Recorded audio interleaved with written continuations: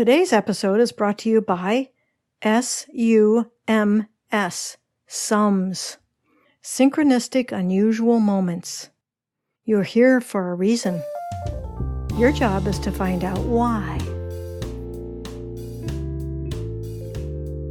Oh my goodness, part 3 of my story, the final chapter. So if you remember, I asked for the door out of this excruciating life of caring for my severely brain-injured son who no longer walked or talked. However, I was feeling better. How was this possible? I had no clue. For all the research I had learned to do with my son's problem, when I tried to understand Chinese medicine, it was like trying to paddle a canoe in the big China Sea during a tsunami.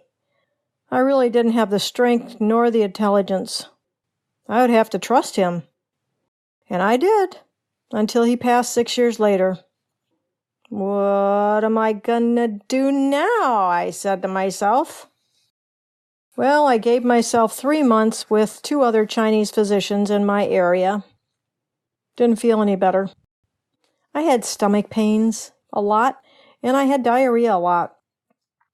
And then somebody in Brazil talked to me about LDN, low-dose naltrexone.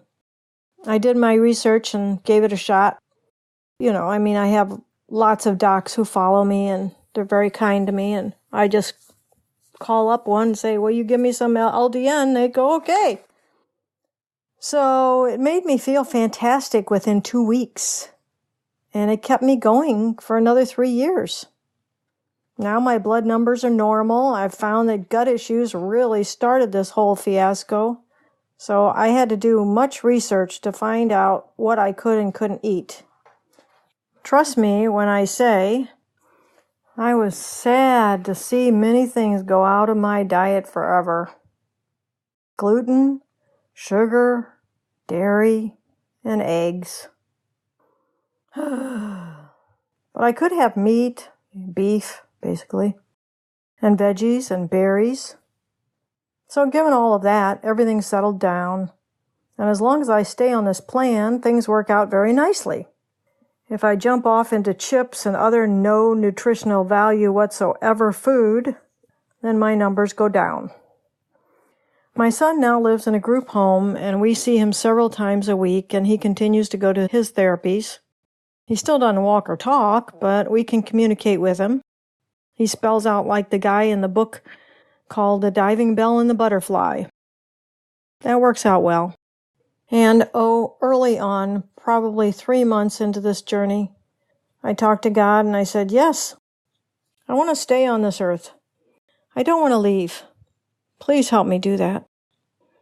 I guess it was on a good day up in heaven because I got my wish.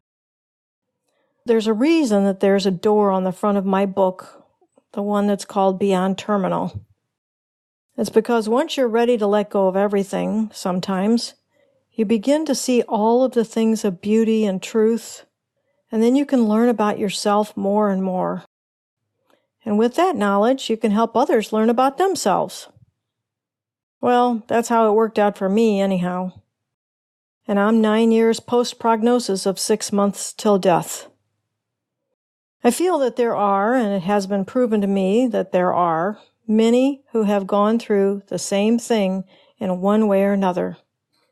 And I just want folks to know that if you feel wrong about your diagnosis or you don't want to accept it, well, there might be a reason.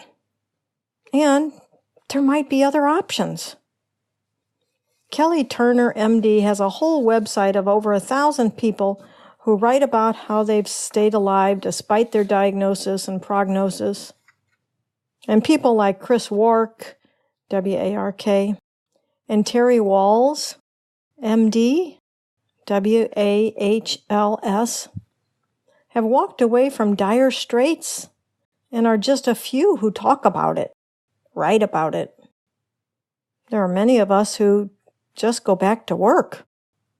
Who wants to hear about stories of folks who didn't die?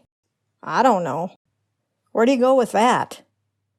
Well, I hope more people go to a place of possibility and realize that, like Anita Moorjani, many people have choices, even at the last moment.